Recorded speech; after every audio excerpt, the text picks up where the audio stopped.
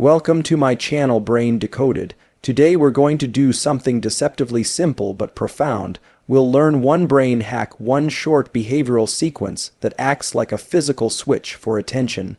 The title for today's video is The Focus Switch, One Brain Hack That Changes Everything. If you've ever sat down determined to work and then felt your mind vanish into tabs, notifications, or tomorrow's worries, this is for you. Attention is controlled by fast-acting neuromodulators, and the more you understand this, the more you realize that focus isn't simply a matter of willpower or motivation. It's a biochemical state shift, one that happens in milliseconds and can be shaped deliberately. When we talk about attention, most people imagine it as a spotlight in the mind, something you point toward one thing or another. But biologically, attention is the result of specific chemicals being deployed in precise brain circuits that regulate what you perceive as important, what you ignore, and how well you stay locked into a task. These neuromodulators, primarily norepinephrine, dopamine, and acetylcholine, are what determine whether you feel scattered or deeply immersed in what you're doing. One of the most important players is the locus coeruleus, a tiny nucleus in the brainstem whose job is to release norepinephrine throughout the brain. When the locus coeruleus fires in a balanced way, you experience a sense of alert focus. Your brain becomes primed to detect important information while filtering out irrelevant noise. But when it fires too much, attention becomes unstable, jittery, easily disrupted. Too little, and your system drops into lethargy and mental drift. This dynamic explains why people often feel stuck in cycles of distraction. Their brain is oscillating between overactivation and underactivation, and attention collapses in both directions.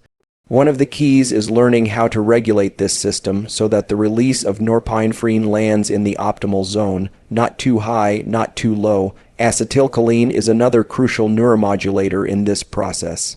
If norepinephrine determines your overall level of alertness, acetylcholine sharpens your focus like a lens, enhancing the signal-to-noise ratio in the circuits responsible for concentration.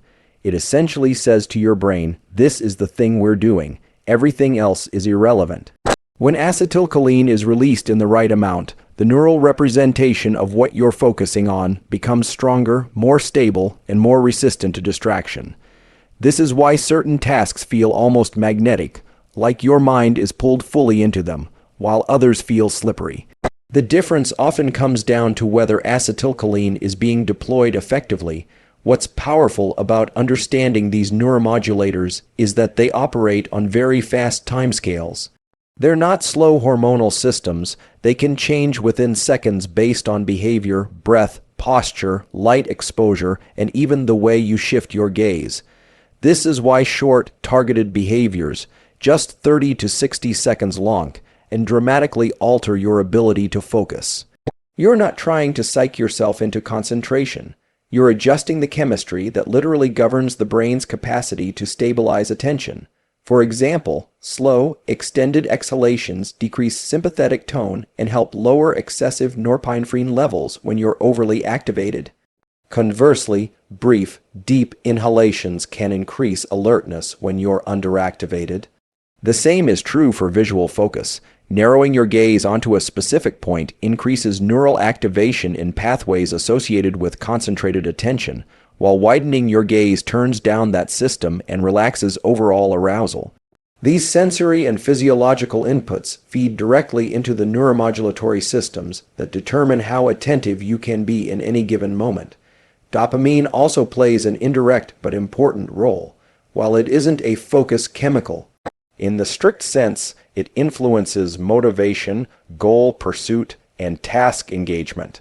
When dopamine levels are aligned with the task you're performing, meaning you've attached some sense of meaning, reward, or progress to it, your brain is more willing to allocate the acetylcholine and norepinephrine needed for sustained attention. This is why even a small internal reward system, acknowledging progress, breaking tasks into chunks, or giving yourself a moment of positive recognition, can significantly increase your ability to concentrate for longer periods. What this all means is that attention is not a mystery or a talent some people naturally possess. It is a physiological condition that can be trained, regulated, and optimized. The brain is constantly adjusting the release of neuromodulators based on what you do with your breath, your eyes, your body, and your thoughts. Once you understand that attention is not psychological first, but biological, you gain access to tools that allow you to shift into focused states rapidly and reliably. The ability to control attention is the ability to control your mental life. And that starts with knowing how these neuromodulators respond to your behaviors in real time. When you learn to steer them, focus stops being a struggle. It becomes a switch you know how to flip. Sustained task. Directed focus depends on cortical acetylcholine release in prefrontal areas, and understanding this gives you a completely different relationship to your ability to concentrate. Most people think focus is simply a matter of forcing themselves to pay attention, almost like tightening a mental muscle. But biologically, what we call deep focus emerges when a very specific neuromodulator, acetylcholine, is released in targeted zones of the prefrontal cortex. That release doesn't happen randomly. It's triggered by intention, by the significance you assign to a task, and by the behaviors you engage in right before you start working. When acetylcholine is present in the right amount and in the right circuits, your brain essentially locks onto a target and suppresses everything else. To understand this system, imagine the brain as a network filled with competing signals. Every sound, thought, memory, and sensation is vying for your limited cognitive bandwidth. Without a mechanism to prioritize what matters, your attention would be scattered across dozens of inputs. Acetylcholine is the chemical that solves this. When it's released into the prefrontal cortex, it acts like a biochemical highlighter, strengthening the neural representation of the specific thing you're trying to do.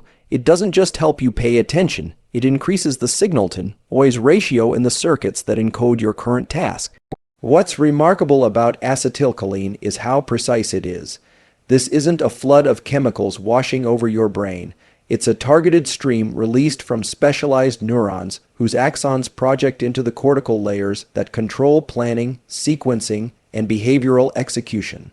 That's why sustained focus is not a vague feeling. It's a state of enhanced selectivity. Parts of the brain literally become more excitable, more stable, and more locked in, and it doesn't require hours to engage this system. It can be triggered in seconds once the right cues are in place. One of the strongest triggers for acetylcholine release is the act of setting a clear task intention. When you tell your brain, this is the next thing we are doing, and you define it narrowly, write 200 words, solve the next equation, edit the next paragraph. You engage prefrontal circuits that signal to cholinergic neurons, priming them to release acetylcholine in support of that task. That's why vague intentions like "I need to study" rarely result in sustained focus. The neural circuits aren't specific enough to trigger targeted cholinergic support. Precision drives chemistry. The sensory systems also play a large role. Visual focus is one of the fastest ways to modulate acetylcholine. When you narrow your gaze onto a specific point or shift into a soft but directed focal state, you send signals to brainstem and cortical regions that regulate the deployment of acetylcholine. This is why people instinctively lean in or narrow their eyes when concentrating. The neural architecture of focus is deeply linked to the visual system. It's not psychological, it's physiological.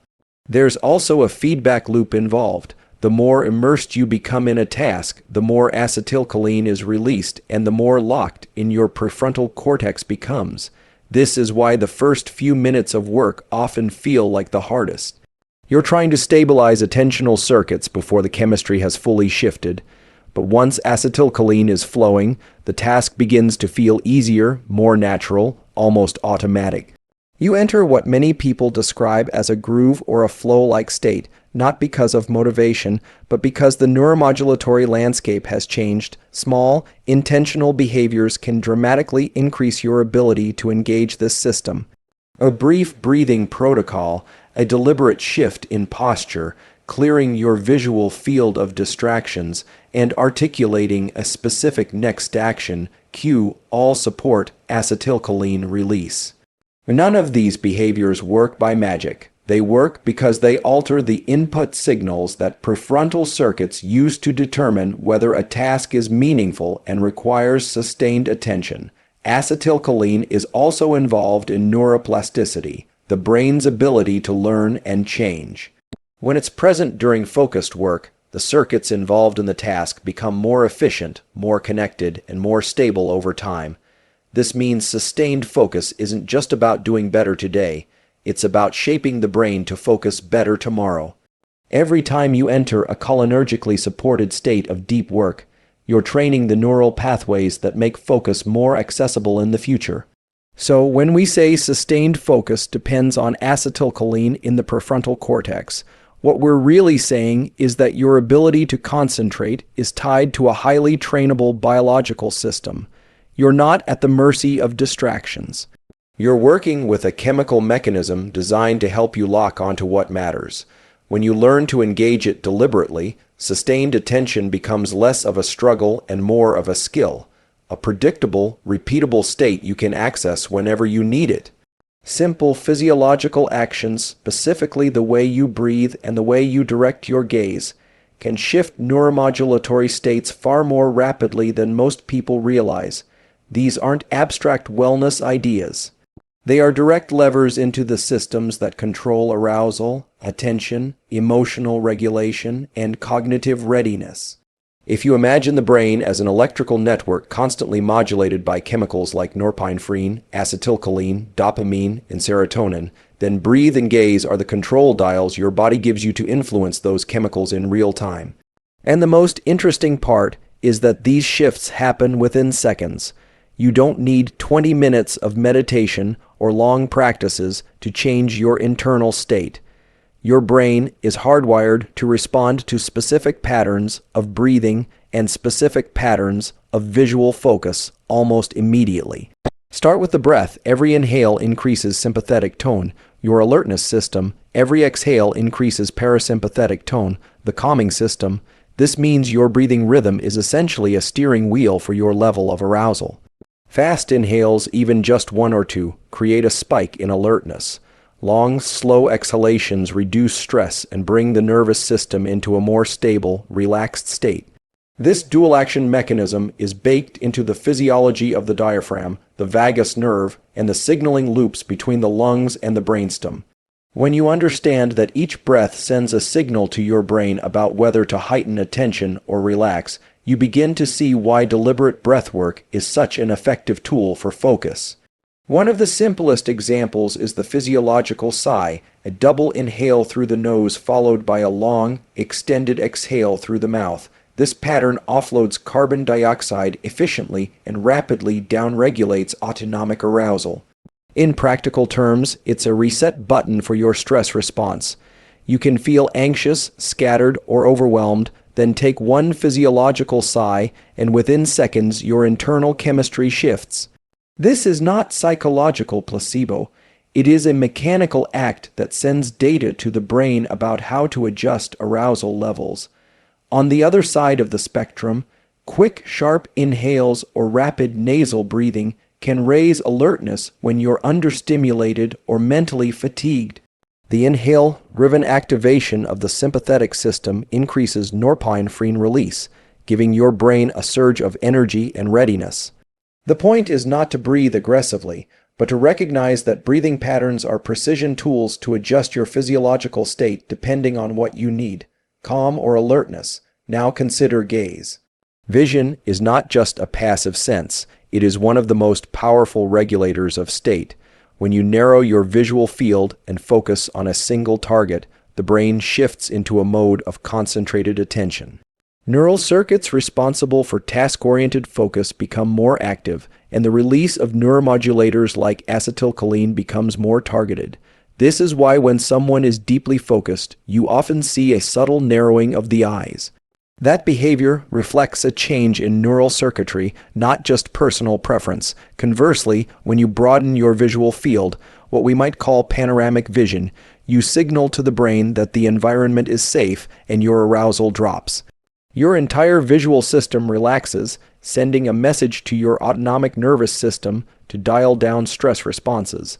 This is why standing outdoors and taking in a wide visual panorama often feels grounding. It's not the scenery doing the work, it's your nervous system responding to your gaze mechanics. What makes this even more powerful is the speed at which gaze-driven shifts occur. Just a few seconds of narrowing or widening your visual field can modulate the neural circuits responsible for vigilance and calm. You can reduce stress quickly by expanding your gaze, or increase focus immediately by narrowing it. When you combine breath and gaze strategically, you gain even greater control. Slow exhalations paired with panoramic vision rapidly reduce anxiety and bring you into a grounded, stable state.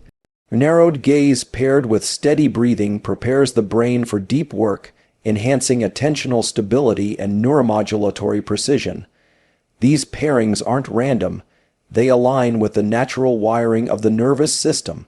If you're scattered, overwhelmed, or unfocused, you don't need to push through those states with force.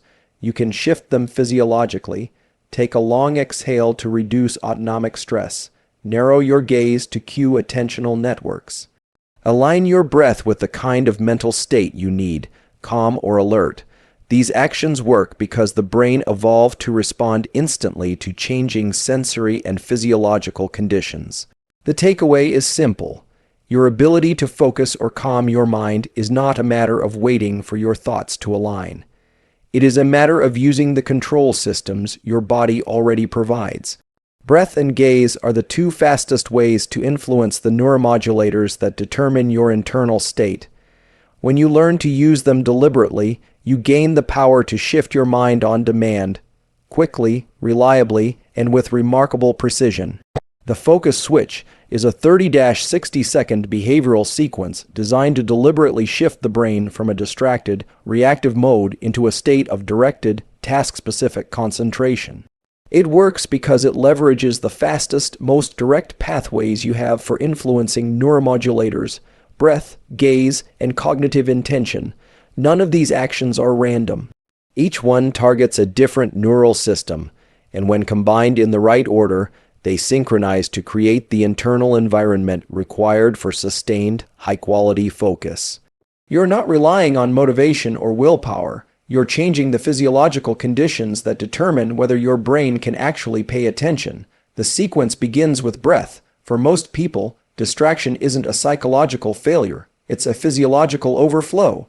Stress, anticipation, and digital noise push your autonomic arousal too high, flooding the system with erratic norepinephrine signals that make attention unstable. The first step in the focus switch interrupts that cycle.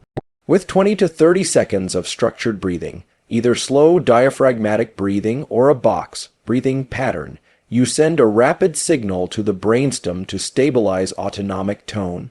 The long exhale component reduces sympathetic activation, while the controlled rhythm regulates CO levels, giving the prefrontal cortex a cleaner biochemical environment.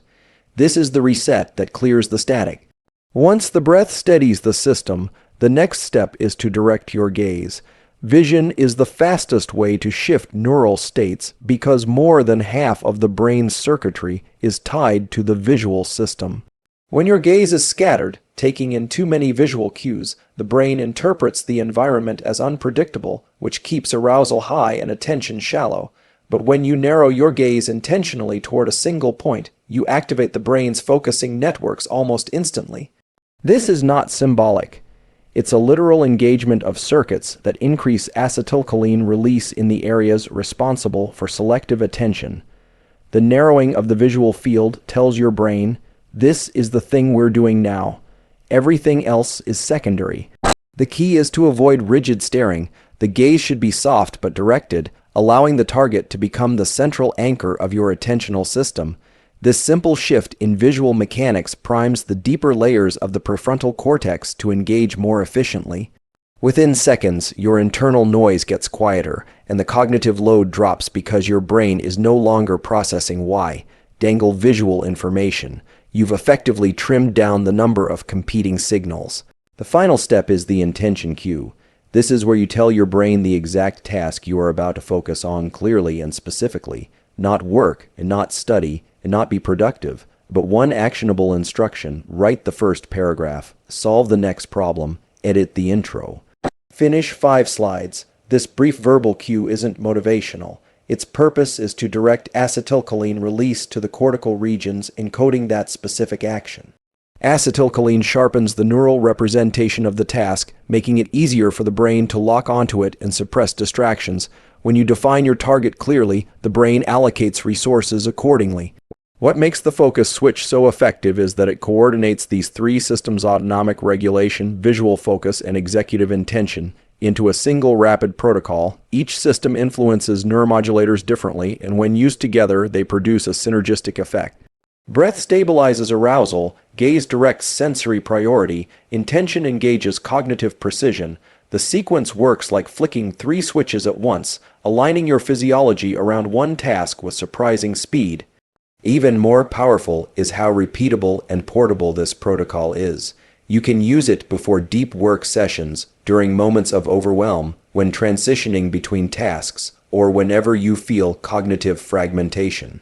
Over time, the focus switch becomes a conditioned signal. The brain learns that breath plus gaze plus intention means enter focused state, and the transition becomes even faster, sometimes almost instantaneous. You're training your neuromodulatory systems to respond predictably to a sequence of cues. What people often don't realize is that the barrier to focus is rarely about choice, it's about chemistry. You can't think your way into a focused state if your neuromodulators are working against you. But you can act your way into one using the biological levers designed for exactly this purpose. That's what the focus switch is, a deliberate, reliable way to take control of your internal state, not by fighting distraction, but by shaping the physiological conditions that make focus possible. Once you understand that, focus stops feeling like a struggle and becomes a state you know how to engineer.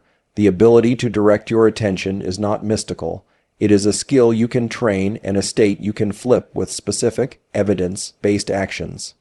The focus switch breath, gaze, cue is your pocket-sized tool for doing exactly that. Use it, practice it, and let it become the habit that protects your most valuable resource, the time and energy of your mind. If you found this useful, hit like, subscribe, and leave one sentence in the comments.